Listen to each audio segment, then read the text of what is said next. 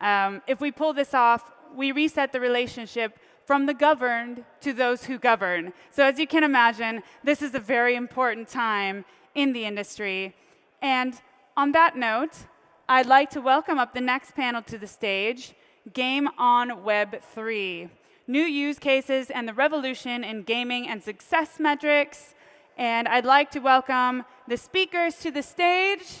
We have Nicolas, Head of Blockchain Initiatives, Ubisoft Strategic Innovation Lab, Brian from Growth Lead in Sorare, Sebastien, co-founder and founder of COO of the Sandbox, and Sami, founder and CEO of Cross the Ages, moderated by Raphael, the big whale.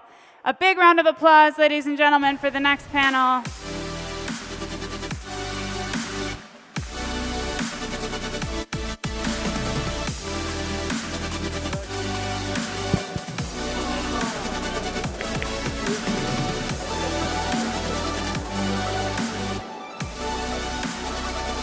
Okay, yeah, have a seat. Yes, Sami, you can sit here.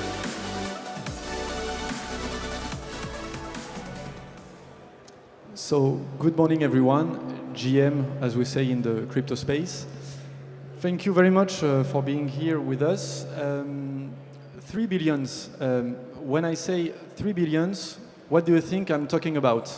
No, it's not the last valuation of Sorare, but it's the number of gamers on the planet. There are 3 billions of people who are playing almost every day at a game. And how many people are playing Web3 games? It's way less. It's maybe millions of people and maybe less. So we are still talking about a revolution, but in the figures, in the numbers, it's not already the case. So today I would like to talk about use cases in Web3 gaming and also to talk about the future of Web3 gaming with,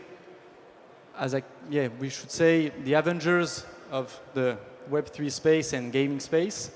So we have Brian Hogan from Sorare, growth lead at Sorare, Sebastien Borget, CEO and co-founder at the Sandbox, also Nicolas Pouard from Ubisoft. You are in charge of everything around blockchain at Ubisoft, and Sami Chlagou, CEO and co-founder of Cross the Ages. My first question will be for you, Brian.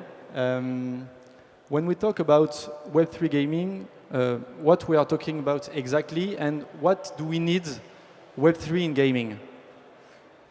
It's a big question. Yep.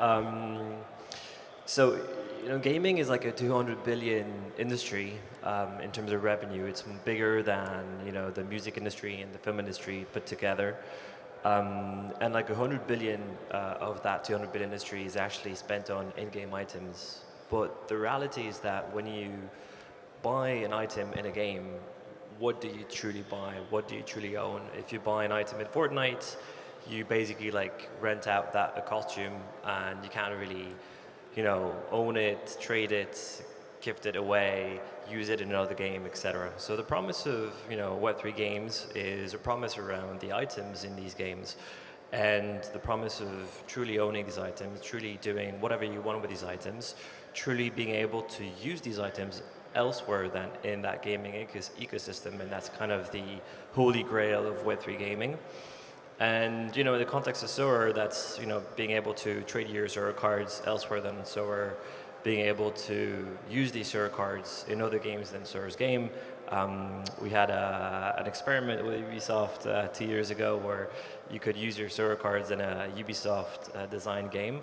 And I think we're still very early in this stage, and what's really exciting is to see gaming studios like EA Sports, partnering with the likes of Nike on topics such as interoperability, which is kind of a marriage of reason and quite interesting. And I think we'll see more and more of these between big brands, but also Web3 gaming companies and brands like that. So it's a matter of ownership. I mean, it's the main change. But how do you explain that there are still so few players? It's a problem of UX, something like this? I don't know what you think about it, Sebastien. So I would say, for us, it's all about the creator economy. So beyond the importance of owning your digital assets, Like we see the future of gaming as like anyone can become a creator. 75% of Gen Z, they don't want just to stream about what they play, they want to make their own characters, their own level, and extend way beyond the original games through modding, etc. And we felt like it's really unfair that those players who contribute to the value with their time and the content they bring of those games and platforms, they don't really benefit from it. We see so blockchain and NFT as a solution to that problem, and it's a solution that enables a network effect. So every time a user creates a wallet, and it's been improving tremendously, so it's not just a matter of UX anymore, like it's been almost 5 years that we are in the space for many of us. MetaMask 5 years ago, MetaMask today, or other solutions like Magic League, Vendly, etc. They are so much like user-friendly. Creating a wallet takes a matter of seconds now, and it becomes quite the norm for many users. But still, we need to offer like original content and experience, differentiated gameplay, and that's something that I believe is important with a platform like Sandbox. We're not just creating games, we're designing a new format of entertainment that's both social, that rely a lot on user-generated content, and use gamification mechanics, and will attract more users. Not necessarily the existing gamer from the 3 billion players or hardcore gamer, but more casual audiences. And all on own, with this network effect, with owning your digital identity, your asset that you can use across multiple other games. We also had a very exciting collaboration with Ubisoft through Rabbit, for example. I think it will keep expanding and building upon. Okay, but I mean, are you more working with creators or users? You see, it's way different to build something for the users or for the creators. We have definitely different audiences, but our goal ultimately is like anyone, any player could become a creator. That's been our company mission since we started in 2011, empower anyone to create. Yeah, okay, and for you, Brian, it's the same. You have users, but you are also working with clubs in football, also in baseball and other sports. So, I mean, Sorare is designed more for the users or maybe for your partners in the business? We're building a game, and so the user experience is what's important. Not even the technology. You know, a lot of people here or in Web3 always try and think technology first and user experience second. The technology is only servicing a user experience, and it only makes sense if it improves the user experience, and that's super important like in what we do and how we present that technology. Like basically, if you go in Sorare, you'll never see us talk about Web3, talk about NFTs. Like it needs to be something that you understand through the product by using it, and we don't want to educate you on that technology the same way that an internet website doesn't educate you on HTTP, etc. And on the club side of things, the reality is that as a football club, as an NBA franchise, as an MLB franchise, etc., like having, being accessible in Sorare actually helps you becoming a more global brand, tapping into a user base of 4 million people. And if I take the example of, for instance, the MLB, they are trying to grow their presence and their footprint in Europe. And so in that context, it's very interesting to expose that brand to a wider European audience. Okay, and so, Nicolas, you're working for Ubisoft. You launched many big success in the gaming space. Why did you choose many years ago to start working on Web3? And what did the Web3 tools bring to Ubisoft? Yeah, I don't want to repeat what was already said, but we really wanted to experiment. Each time there is a new technology on the market, we are trying to build something on it, to explore the opportunity that it will open to players. So that was our first motivation to try. And actually, what we wanted to explore a bit more was really what it could bring to players. On top of being able to resell their items. But we needed at the time to start with I would say the most available experience at the time, so which was being able to to put our items, some of our items on the blockchain. And we tried it on a AAA game, so that was really what motivated us at the time, being the first one to link both world, AAA games and blockchain. And years after, we are still looking for what could really create something different, a new kind of gameplay maybe for the players. It's still something that we are looking for. So in 2023, you are still looking for the next step in the Web3 space.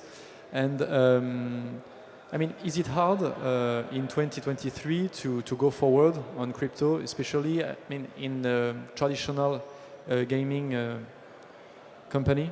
Yeah, we don't see it as we try actually not to be too linked to the crypto world, meaning that we are using the technology.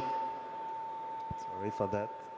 We are using the technology for what it can bring to games. So even if the market is low as it is today, even if there is a lot of stuff happening in the field, we are really focused on building for players, which means building games actually and being really focused on offering a real gameplay, real toy, because games have to start with a good experience, with fun actually. We are all looking for fun, and if we are able to create fun, we can then expand or enrich the experience and the ecosystem with what the blockchain can offer. But we think, especially thanks to features, not features, but thanks to DAO or things like that, we think that we can as well improve the gameplay itself, and that's really the nuggets we are looking for. Interesting. And Sami,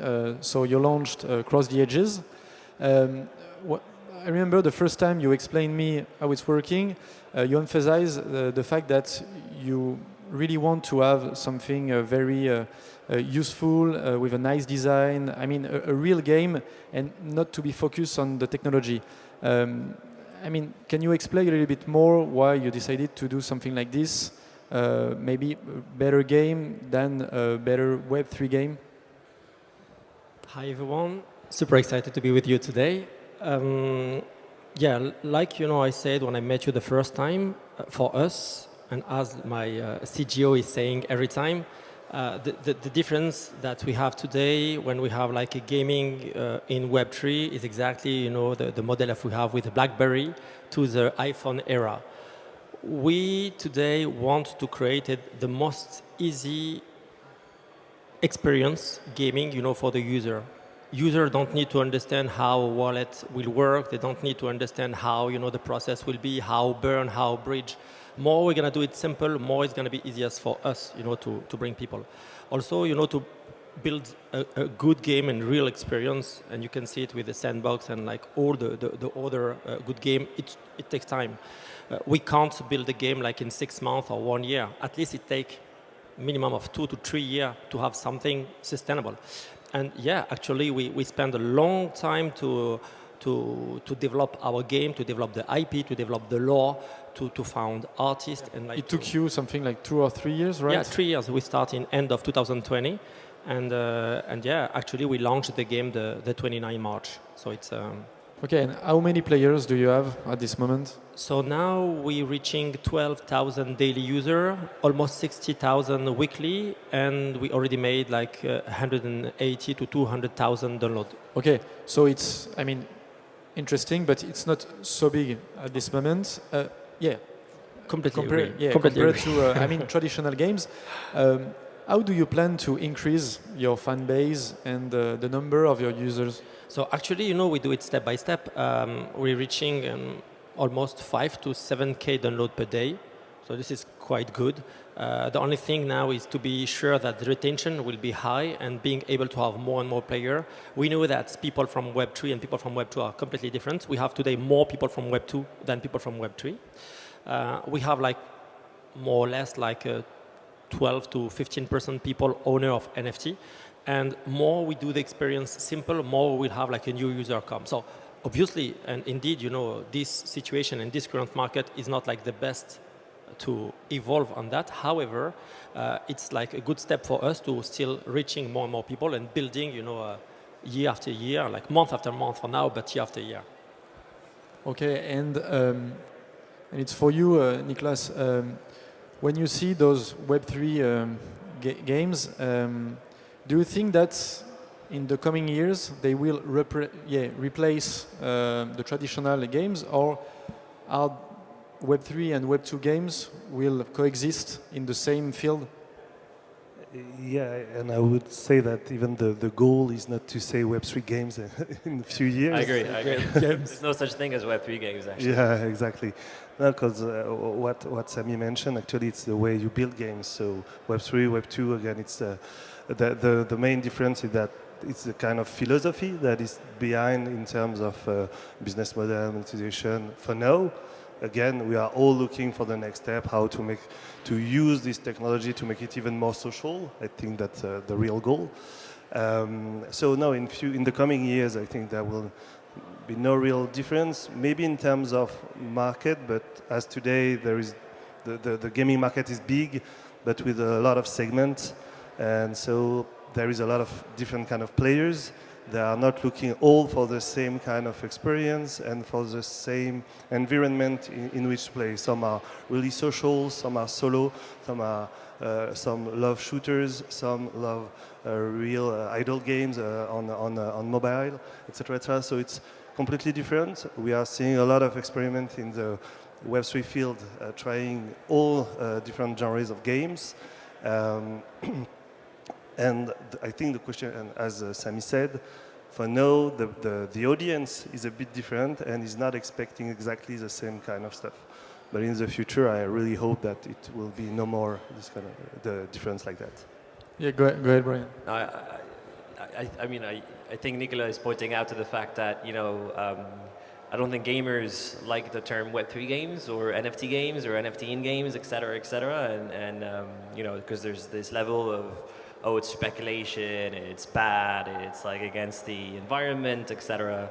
Despite what kind of technology partner you decide to work with, and so for us, it's not against that, but it's just like you don't need to explain what technology you're using. You should never say it's a Web3 thing, it's like an NFT thing.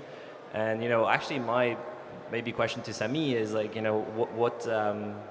what does Web3 in Cross the Ages means? Because for us, it's like literally you only see like digital cards, and the only difference is that these cards you truly own them and you can do whatever you want with them. But we never tell you like, hey, this is a Web3 item. And actually, it's the same with Sorare.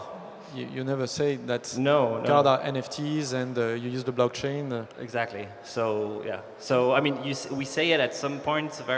You have to find it, etc. But like, how do you present it to your gamers? Because like it's a Web2 for me. It's just like a mobile game, right? And then like completely agree. What we want to do from the beginning is to create a deep experience where the player, for sure, will have the ownership. However, he can go deeper than that with the interoperability. The first game is a niche game. Cross the Ages is a trading card game, but like it's just for a few people. It's not something that you can reach everyone. Our second opus is called Arise. That's going to be released in Q1 of 2024. And this will be an open world. You will be able to use absolutely all your NFT inside. And this will be a game changer. Why? Because for sure you will have the same NFT, but you will also be able to keep everything you made and all the time you spend in another game. So for the player, the experience will be multiple and like deeper. Also, we're gonna release in the mobile in 2025. And all the objective of Cross the Ages is to create a whole ecosystem where a player will be able, to move from a game to another game. And this is how we expect to attract more people. And it's the same for the Sandbox, right? You are more focusing on the UX than the technology, right? Absolutely. Like the content is key that support what the technology enables, attract users from brands and over 400 partners that we brought from many regions in the world, or also user-generated content.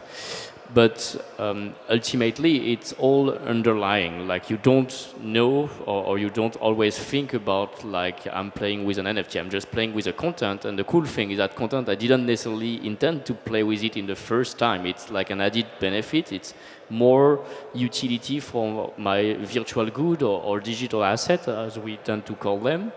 That is being offered and that allows me to have multiple experiences even beyond the original game or platform where I acquired that asset. I think that's really the exploration of that we call interoperability in like this technical jargon. That's one of the most exciting opportunity in the space. Ultimately, I do believe that we've built internet and we've built gaming with a wrong approach. The technology didn't allow us to do that 25 years ago, 30 years ago, so we just took for granted that every single game, every single platform or service should exist as in silos, you know, as closed walled gardens that don't communicate with each other, and where the whole industry is actually competing for between each other for the player attention and the player time. By any means, we are trying to capture more time of the user so they don't go to the competitor.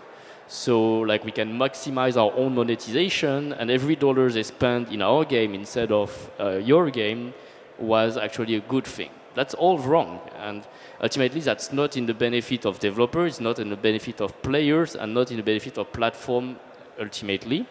I believe this network effect that the more Sorare as player, the more cross the age as player, the better it is for every one of us actually. And those users, they can maybe get excited by starting with TCG game or another sport game, find out then that they can use those content into other platforms where they can create and play around and keep engaging, growing their value into this ecosystem. And I think like ultimately is something that we'll no longer think about. It will become natural over the next 10 years. We'll no longer talk about Web3 game. We'll just enjoy experience across different places. And just, Brian, Sebastien, I tried Sorare and the Sandbox, and no offense, but I mean, the UX is, I mean, the gap with, for example, a game from Ubisoft, I mean, the gap is big in UX. How you think that you will be able to improve the experience? And I don't know anybody who will spend maybe 10 hours a day in the Sandbox, but I know many people who will play Assassin's Creed for days. You see this point? I think it's a relevant point, but like Nicolas pointed, like the gaming, there's not just one like vertical, one category of game. Every new generation of gaming platform and technology has broadened the market. So you have very casual experience since Nintendo 3DS, Wii, Switch now, and casual game on mobile, hyper casual game. How a company like Voodoo, with games made in a week at most, can make more money and engage more players for 10 hours a day than a game from Ubisoft AAA. That's exciting actually. That means that we have a wide spectrum and a bigger chance to engage user in different form of entertainment. Okay, it's a good one, Brian. When was the last, because we know each other, we've known each other for a long time. When was the last time you tried Sorare? Joke here. 2019? No, I'm kidding. But no, no, I think there's a ton of things that we obviously need to improve. I think, you know, a good example is, you know, in the next month, we're introducing cash wallet or cash balance in Sorare. And so the idea is that you don't need to interact with any crypto at all, ever. It's like a news, no? It's right. like well, it's more or less of a news, yeah. No, and so that's like really big for us because actually, like 90% of people that are on board to Sorare are not Web3 users, are actually scared of Web3 or crypto, and with crypto comes some negative preconceived ideas about it, and so when we show ETH in the game, it's not necessarily good for us. And so now, you know, in a month, like everything's going to be fiat first, I would say. And so that in itself is some like a hurdle that we're overcoming and that we've been working on for a long time with different payment providers, et cetera. And so this is where you see that actually we need other partners to improve their offering. Would it be financial partners? Would it be IP partners, etc., to accept, for instance, the idea of like licensing on NFTs, etc. So, it's a journey and it's a work in progress. Okay, interesting. Just the last question. Just on the gameplay, maybe, yeah, once again, the user experience. How do you think that you'll be able to maybe improve a little bit, I don't know, with broader screen, something like this? So the gameplay is like, it is a strategic game. It is a fantasy game. And so it's something where it's 2 times a week, 3 times a week, where you come, you collect, you scout, you engage with what's happening on the pitch real time, and then you can win rewards depending on how good you are. So for instance, we had a game for the global event that happened in football last year, and the top 5 won an experience with Zinedine Zidane. And so for us, it's also about bridging fantasy and reality through these kinds of amazing experiences, flying with a team, with AC Milan to Tottenham, with like meeting Zizou, with like doing all these things. But about the gameplay, it's like the reality is that you need to be a hardcore sports fan. It's not for everybody, but it's like a game category that has like hundreds of millions of users. In the US alone, there's like 60 million people that play fantasy sports. And if you look at it, in France there's Mon Petit Gazon, in Germany there's Kickbase, etc. And so it's a market that's like pretty big. That being said, these people that are playing these games are not Web3 users. So there's a gap here that we need to bridge. And don't you fear that you probably lose, the core fans, very crypto guys in this space? It's maybe also the same for across the ages. You have a fan base, maybe with a lot of crypto fans. Don't you think that by switching a little bit more through a traditional canal with fiat and so on, you will maybe lose the core fan base? Actually, no. 70% of our revenue are coming from fiat, not from crypto. And I think that there are things very important. And like, if you have like comparison between Web 2, Web 3, in the Web 3 everything is different. We have to build everything from scratch. What Sorare made, what Sandbox made, what like all the project, we have like a blank paper, and we have to realize absolutely everything with a lot of a new problem that we never think about it. And they are like something very great that we're helping each other to being able to support each other. In the Web 2, this is completely opposite. We can be opponents. On the Web 3, we try to help each other because, as he said, like a few minutes before, if Sebastien say that if like this is a success for Sorare, it's a success for across the years, it is going to be a success for all the ecosystem. Our goal is very simple. It's like to make it simple and like accessible, and then bring more and more people. For most of the people, 95, 98% of the crypto project are scam and Ponzi. What can you say to that? No? It's true. This is the reality. Like there are so many scam projects, and like a lot of people come just to make money. So now we just have like to build something and like to create something great but it will take time. So obviously, like this is the kind of thing that we will see like in the next month and like the next halving, to see like how the market will change. Seb, you want? One thing, 2 things I can add. Like first is like if you played Sandbox a year ago and you look at Sandbox now, like there's a lot of like little change, incremental change that's been improving the overall user experience for creators, for players, on the website, on the marketplace, on the map, etc., that contribute to reduce progressively that friction. So it's over time and iteration, focusing on product. At the end of the day, yes, it's product, it's content. The second thing we didn't mention, but also all of us, we are a member of the Blockchain Game Alliance, which is an organization that now counts over 500 members. And our goal is to showcase all the great products that are being built with this technology. So aside from those projects that are, like you say, like scams, etc., like there are real people, good people who want to establish more trust and show like the kind of experience. So you don't, at the end of the day, new experience using the technology, that you don't distinguish anymore in terms of quality, and yet like you enjoy your digital asset and other benefits from it. And so I invite people to come to our event, to meet and try those games during the various conferences that we're present at, and to progressively change their mind about like what they could think of NFT or Web3 game used to be 2 years ago versus what they really are now. Okay, very interesting. And so, Nicolas, do you think that you'll be able to go forward on Web3, whereas Sami said that okay, you need to start from scratch to do something very strong with those technologies. So, do you think that Ubisoft, will be able to do something strong in this field? No, not sure. No, that's why I'm working on all those topics. So difficult to answer this question, but we are doing our best to be able to learn something strong at some point. But what I would like to maybe emphasize again is that how difficult it is to create a game.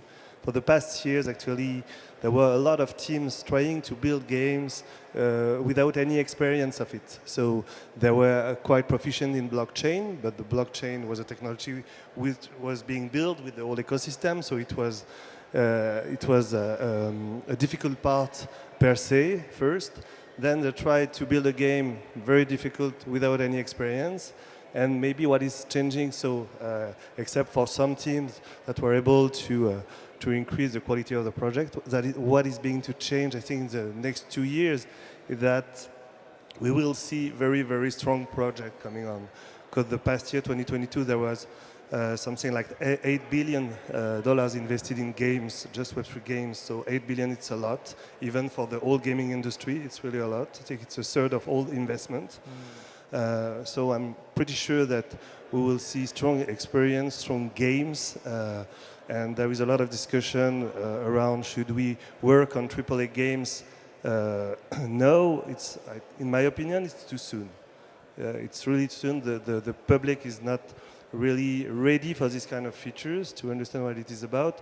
AAA game is really, really difficult to do, and adding the difficulty of an evolving technology and ecosystem is even more difficult. So that's why I think there will be good AA games, AA games, and we'll see how it goes in the future. But just one thing, maybe Nicolas is a little bit too modest. We still had something quite exciting that we launched in 2023 together. Like one of the strengths of Ubisoft is definitely on these like the IPs that they own, right? And we're really excited that the one experiment we did, launching 3,333 rabbits avatar that people can own and play across multiple worlds and games, have been quite a success. But the success is not really in fact that they all sold out, it's the fact that people still use it as of today. So anytime I enter Sandbox, I see a lot of rabbits running around. People took them as their digital identity. They earn rewards. They're having fun. They share that on social media. And they can create their own games with them now. So like you effectively open to co-creation, to UGC, using Web3 as a technology, and thankfully Sandbox as a platform. Yeah, and Sebastien, you're right. Yeah, Nicolas is very modest. Guys, thank you very much. The last question, but for all of you. So we went through quite hard here.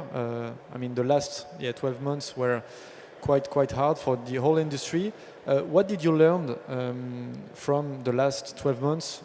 Just shortly, maybe one point that we need to keep in mind for the next years. Okay, Sebastien, you start.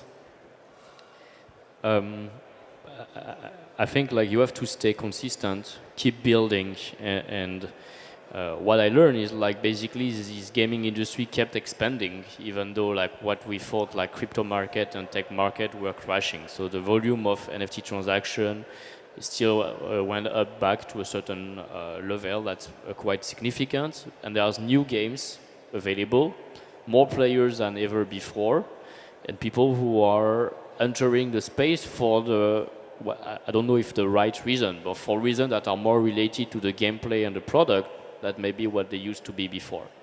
Okay, Sami. I think it's going to be like almost the same about like keep building, keep delivering. Today, for example, in our marketplace, we have like 1,500 trade per day. And like whatever the current market, we've seen like a lot of people buying and selling, the assets. So I really believe that we need to continue to delivery and like to still like improve that, created the communication, deep communication, created content, and like involve our community much more to give them, this feeling that they are like in a whole community and ecosystem. And I think that this is the only thing to do to keep everyone and like to prepare ourselves, for the next bull. Nicolas? Yeah, on my side, it would be that there is more and more seasoned game developers that are entering the field, and that's really exciting because we will see strong experience, real strong experience. Okay, cool. And Brian?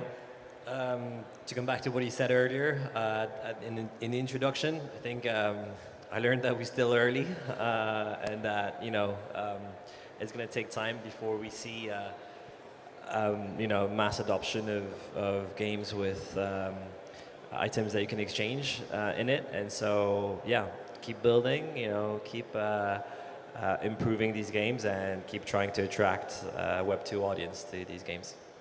Okay, thank you very much. Thank you, and thank you. See you after. Thank you. Thank you.